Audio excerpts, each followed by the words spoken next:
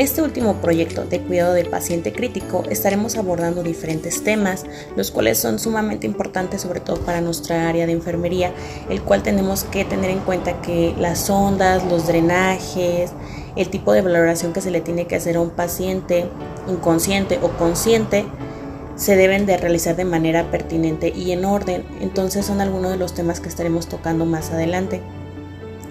También estaremos hablando de algunas escalas de valoración, las cuales tenemos que tener muy en cuenta, los cuidados que se tienen que tener en los pacientes y por supuesto también son temas que estuvimos viendo a lo largo de nuestra clase con la maestra Jessica y son los que abordaremos en esta presentación y sobre todo que cada una de las clases que estuvimos viendo nos ayudarán a forjarnos mejor como enfermeros y de los cuales estaré hablando más adelante. Bueno, en nuestra primera presentación estaremos hablando del cuidado del paciente crítico. En este tema abordaremos las prácticas de enfermería en el paciente crítico, consciente e inconsciente. Se pueden considerar los siguientes aspectos que se presentan como la evaluación y monitorización del paciente. Siempre estar evaluando y monitorizando cada uno de sus signos vitales y cómo va evolucionando, de los cuales hablaré más adelante. También la prevención y complicaciones que se puedan presentar en dicha área. La comodidad y bienestar de nuestro paciente, siempre tratar de empatizar con ellos y con los familiares. Una colaboración interpersonal con el equipo de enfermería y médicos. Y también el cuidado de la piel de nuestro paciente, ya que como debemos recordar, estamos hablando de un adulto mayor, el cual la piel pues ya es más delgada y puede presentar alguna complicación y posibles heridas. En la siguiente presentación estaremos hablando de los drenajes y los tipos que existen. Primero debemos de entender que un drenaje es un dispositivo el cual se coloca en el cuerpo cuando se ha sido sometido quizá a un proceso quirúrgico o alguna valoración de un médico, el cual sirve para eliminar líquidos, gases, secreciones o derrames naturales que hay en el cuerpo. Y bueno, estos sistemas de drenaje hay dos tipos, el sistema abierto y el cerrado. El abierto es un sistema el cual se está vertiendo al ambiente, al exterior, mientras que un sistema de drenaje cerrado se vierten los líquidos en un dispositivo colector y no está a la intemperie. En este caso, el drenaje abierto tiene unas ventajas que, por ejemplo, aquí podemos ver que puede ser el Penrose, que es de un material flexible y económico. Y bueno, aquí no ejerce presiones negativas, entonces la salida del fluido es constante, pero tiene mucho riesgo de poder crear una infección en nuestro paciente. Y tenemos el sistema de drenaje cerrado, el cual, pues como lo mencioné anteriormente, es un reservorio totalmente sellado y se mantiene estéril, que esa es una ventaja, que no va a crear posibles infecciones, y este actúa por gravedad, donde la sonda se conecta a medios estériles con un reservorio. Tenemos el ejemplo que es el sello de agua, el cual se utiliza para drenar la cavidad pleural cuando hay una intervención quirúrgica. Y también tiene otros mecanismos otros sistemas de drenaje que existen, los cuales son como un tipo de acordeón, los cuales también actúan de manera por gravedad. Y bueno, a continuación hablaremos de los distintos tipos de sondas que existen. Una de ellas es la sonda Foley, la cual es un tipo de sonda permanente. Es una sonda suave y de plástico, el cual se introduce por la vejiga para vaciar la orina y se infla un globito en la parte interna de la vejiga para que no salga. Y esta puede haber de varios tamaños. Esta puede durar hasta 90 días aproximadamente, pero siempre tenemos que estarla revisando, hacerle sus curaciones pertinentes para evitar posibles infecciones. Y sobre todo, pues que puede ser en ocasiones un poco incómodo para nuestro paciente. Y bueno, la sonda Neolato es otro tipo de sonda, el cual, a diferencia de la sonda Foley, no tiene un balón en la punta, y también es insertado por la vejiga, pero normalmente se utiliza para extraer muestras de orina y es menos agresivo para nuestro paciente, Y bueno, por último tenemos lo que es nuestra sonda nasogástrica, la cual se introduce por la nariz a través de la garganta y el esófago hasta llegar al estómago. Normalmente se utiliza para administrar medicamentos, líquidos o alimentos líquidos también, y también se puede utilizar para extraer sustancias desde el estómago y tomar muestras para diferentes tratamientos. También la administración de alimentos a través de una sonda nasogástrica pues es conocida como una nutrición enteral. Esta normalmente se ve mucho en pacientes que han sufrido algún padecimiento gastroenterólico, y normalmente no se ve tan común en pacientes adultos, más bien en pacientes pediátricos y en adultos de la tercera edad. Y bueno, aquí algo muy importante y que es la base pues de la enfermería, y sobre todo lo primero que debemos revisar en nuestros pacientes son sus signos vitales: la frecuencia cardíaca, la presión arterial, la frecuencia respiratoria, su temperatura, también la saturación y en ocasiones la glucosa. En este caso aquí podemos ver en la tabla que nos muestra los valores normales, óptimos, y cuando está aumentado y cuando está disminuido. Para cada uno de estos tenemos sus diferentes nombres. Cuando la frecuencia cardíaca es baja es una bradicardia, o cuando está aumentada es una taquicardia. Y debemos verificar muy bien todos estos signos porque pueden ser signos de alarma para nuestro paciente. También la tensión arterial es muy importante. Normalmente los pacientes se manejan entre 120 y 80, pero esto también puede variar dependiendo la edad de nuestro paciente, si es un recién nacido, si es un adulto o un adolescente o un adulto de la tercera edad. También la temperatura, que no esté padeciendo de hipotermia o que tenga fiebre o febrícula, que incluso por grados ya se puede estar presentando posiblemente una infección. Y bueno, la saturación, que la ideal es de 90 a 100, y ya se puede estar más bajo presentando una hipoxia o una hipoxia grave. También esto obviamente depende mucho si nuestro paciente pues es atleta, dependiendo de su actividad física que realice a diario. Estos valores pueden variar bastante, pero en concreto esta es como una gráfica para un estándar en pacientes relativamente bien estables, con estado de salud bien, y estarlos revisando continuamente o cada ciertas horas, dependiendo del médico como nos lo haya indicado. Bueno, en este punto de la cateterización debemos de cuidar mucho lo que es la asepsia, realizar asepsia de nuestra zona de inserción, vigilar también este sitio, realizar la curación del catéter pertinente de acuerdo a los días que ya los lleve, cuidado de la bolsa de drenaje también, una higiene personal de nuestro paciente, y bueno, revisar los signos de alarma, que pueda haber fiebre, dolor o enrojecimiento en la zona de inserción, o que pueda existir también sangrado. Bueno, aquí veremos lo que es el cambio y equipos de infusiones. Con llave de 3 vías, el cambio se realiza cada 5 días. Con conectores libres de aguja de 2 y 3 lúmenes se puede hacer cada 6 a 7 días. Y bueno, hay excepciones con soluciones hipertónicas, que es un cambio de cada 24 horas. El propofol, cuando es un cambio de infusión cada 12 horas. Y con la heparina es un cambio de infusión cada 6 horas, dependiendo de cada solución. Es el tiempo de horas que se va a estar realizando. Y bueno, en esta diapositiva veremos lo que es una arritmia, el cual es un trastorno de frecuencia cardíaca o el ritmo cardíaco, también conocido como el pulso. El corazón puede comenzar a latir demasiado rápido, lo cual se conoce como una taquicardia, o demasiado lento, el cual se conoce como una bradicardia, o sea, totalmente de manera irregular. Una arritmia también puede que no causar daño hasta más adelante, cuando empiezan con malestares nuestros pacientes.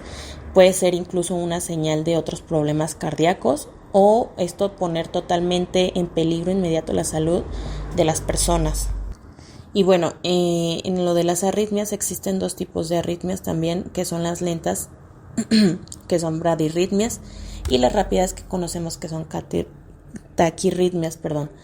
También se les considera como latidos prematuros o extrasístoles. Por su repetición se pueden dividir en crónicas, o en ocasiones pueden ser puntuales. Y bueno, en la monitorización de un paciente politraumatizado se refiere a un paciente que ha sufrido algún accidente de choque, el cual debe ser monitorizado y vigilado hemodinámicamente.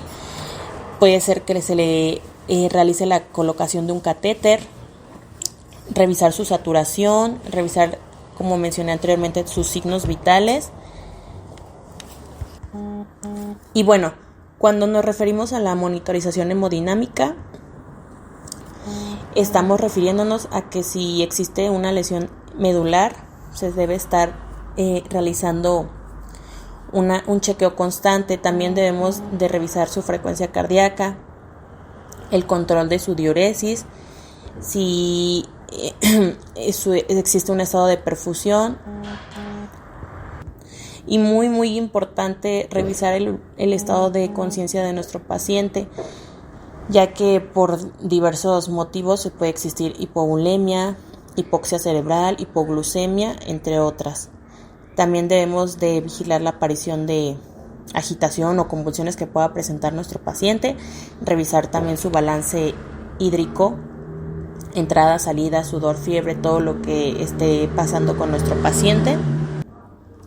Vigilar su control del dolor también, si aumenta, si es constante, también vigilar las temperaturas y que no exista fiebre, ya que con esto podemos prevenir diferentes infecciones. También muy importante prevenirlo de infecciones nosocomiales, ya que con la manipulación de los catéteres o las intubaciones, estos pacientes son más propensos a adquirirlas.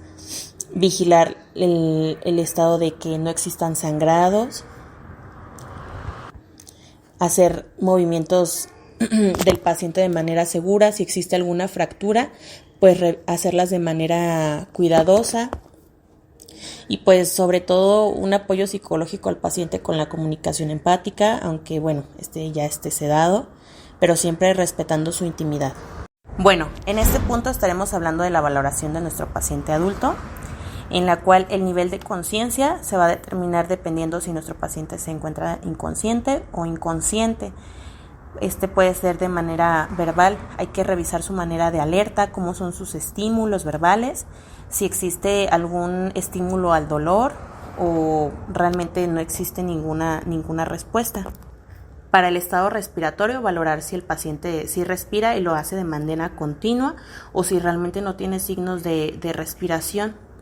Hay que garantizar la permeabilidad de la vía aérea y si no lo está, realizarlo lo antes posible, retirar cualquier objeto que pueda estar obstruyéndola y sobre todo realizar las ventilaciones efectivas de resucitación en caso de que sean necesarias. Si el paciente cuenta con frecuencia respiratoria estable, revisar que ésta sea continua, que no sea muy rápida o normal o que sea lento. También cómo es su característica de respirar, si lo hace muy profundo o con irregularidades o si empiezan a escuchar ruidos extraños a la hora de inspirar y expirar. También los movimientos que son en su pecho, en su zona torácica. Si hay mucho esfuerzo, también estar revisando su saturación, que sea de 90 a 100. La integridad del tórax, si existe alguna deformidad a la hora de inspirar o expirar. También revisar si existe palidez o cianosis. Y por supuesto que no exista taquipnea o bradipnea o irregularidades en la respiración de nuestro paciente. En el estado circulatorio debemos revisar, por supuesto, que cuente con pulso nuestro paciente, que sea de manera normal y que no exista una taquicardia o una bradicardia o que sus ritmos sean muy irregulares o que sean de mucha fuerza, el cual pueda estar afectando el estado de salud de nuestro paciente. Revisar, por supuesto, el estado neurológico de nuestro paciente. Esto lo podemos hacer con la escala de Glasgow, la cual les hablaré más adelante. Revisar su reactividad pupilar, si hay midriasis, que es una dilatación en exceso de las pupilas, o si están normales, o si existe miosis, donde las pupilas se hacen más pequeñas de lo normal, si hay simetría entre las dos pupilas, si existe una isocoria o anisocoria, la cual en isocoria las pupilas están de manera equilibradas, iguales, y en la anisocoria están de diferente tamaño. Si su reactividad de los ojos es de manera lenta o rápida. Y bueno, por último, la exposición de nuestro paciente es la parte del cuerpo que se desea valorar debido a una lesión o una posible enfermedad que pueda existir, y sobre eso estar revisando sus signos vitales. Y por supuesto no olvidar de mantener la privacidad de nuestro paciente. Y bueno, aquí, como les comenté, les iba a hablar sobre la escala de Glasgow, el cual es una escala neurológica, la cual mide el estado de conciencia de una persona y con ello ver el estado de daño cerebral que existe en nuestro paciente. Y bueno, esta escala, ¿qué es lo que va a medir? La respuesta verbal de nuestro paciente, la respuesta ocular y motora. Estos 3 puntos son muy importantes para ver el grado de conciencia o inconsciencia que tiene nuestro paciente, el cual al final se van a sumar unos valores y con eso podremos saber qué tan estable o no está nuestro paciente. Aquí estos valores se califican en estos 3 aspectos antes mencionados, de una puntuación a la mejor respuesta obtenida en cada una de las categorías. Al final la calificación total más baja es de 3 y la más alta es de 15. En primer punto tenemos la respuesta de la apertura ocular, que es la espontánea, la cual suma 4 puntos, que es la más alta. Es cuando nuestro paciente actúa de manera inmediata, o sea, está muy consciente. La siguiente sería a órdenes verbales, si lo hace de manera continua o tiene cierta dificultad. La siguiente sería un estímulo doloroso, el cual si actúa nuestro paciente a un estímulo que se le está aplicando, se le daría una puntuación de 2 puntos. Y si no existe ninguna respuesta a un estímulo, sería 1 punto únicamente, o sea, la puntuación más baja. En la respuesta verbal, aquí es muy conveniente realizarles preguntas a los pacientes, si viene solo, cómo se llama, dónde vive, si recuerda lo que le pasó, cosas de la vida cotidiana. Aquí nos podremos dar cuenta si su respuesta verbal es orientada, se le dará por supuesto la mayor cantidad. Si habla de manera normal, le daremos 5 puntos. Si es de manera confusa, pausada o tienes algunas dudas, le daremos como un término medio, que sería 4 puntos. Palabras inapropiadas o sin sentido serían 3 puntos. Sonidos incomprensibles, que tenga dificultad a la hora de decir las cosas, o si realmente no hay ninguna respuesta, sería 1 punto únicamente. Y por último tenemos la respuesta motora. Aquí podemos utilizar tanto las manos, el cuerpo, nuestro rostro. Si nuestro paciente, nosotros le damos una orden y la obedece, por ejemplo, levante su mano, gire su pie, dóblelo, levántese, por supuesto le daremos la puntuación más alta, que es de un 6. Si puede localizar el dolor en ciertas partes, es muy buena señal, se le dará una puntuación de 5. Si se retira al dolor, o sea que reacciona de manera muy bien, una puntuación de 4. Una flexión anormal, pues será una puntuación de 3. Una respuesta en extensión ya va bajando, y si no hay realmente movimiento será una puntuación de únicamente 1 punto. Y bueno, la severidad del traumatismo cráneoencefálico se determina en función de la puntuación total obtenida en la escala de Glasgow. Una leve vendría siendo de 14 a 15 puntos, moderado de 9 a 13, y una grave sería menor a 9 o exactamente los 9 puntos. Y bueno, por último tenemos los fármacos utilizados en la UCIA, el cual son los analgésicos, los sedantes, los vasoactivos y los arrítmicos. Los analgésicos, como ya los conocemos, son los utilizados para suprimir o disminuir la sensación dolorosa en un paciente. Los sedantes inducen al estado calmante. Los vasoactivos son utilizados para aumentar la presión arterial de nuestro paciente.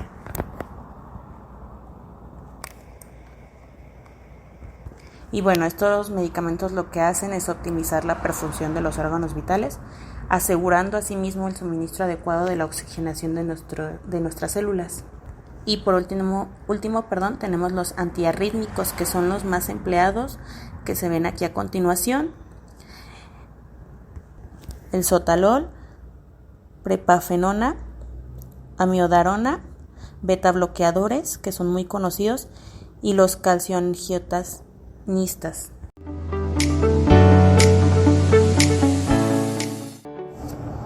Como conclusión a nuestro proyecto ya presentado anteriormente, puedo recalcar que todos los puntos antes mencionados son sumamente importantes y que en mi caso como enfermera tengo que tener siempre presente y no olvidar que aunque por ejemplo los signos vitales podemos darlos como por entendido o porque es un adulto y lo vemos de manera estable, ya no se los vamos a tomar. Entonces es importante que tengamos todos estos puntos en cuenta, ya que por algo que esté mal puede detonar algún problema en nuestro paciente. También me gustó mucho recalcar sobre algunos temas, por ejemplo en este caso de la escala de Glasgow, que creo que es muy importante, sobre todo en el área de urgencias o cuando llega algún paciente inconsciente o que cae en estado de coma también. Y creo que a lo largo del aprendizaje de mi diplomado, estas clases son sumamente útiles para complementar mis conocimientos que yo ya llevo de la escuela de enfermería. Entonces siempre es bueno refrescar un poco la información que ya tenemos de la escuela y por supuesto que los temas vistos durante estas clases con la maestra van a ser de mucha utilidad para futuras programaciones con diferentes pacientes y en diferentes áreas en las cuales se nos puede estar colocando por el área de enfermería.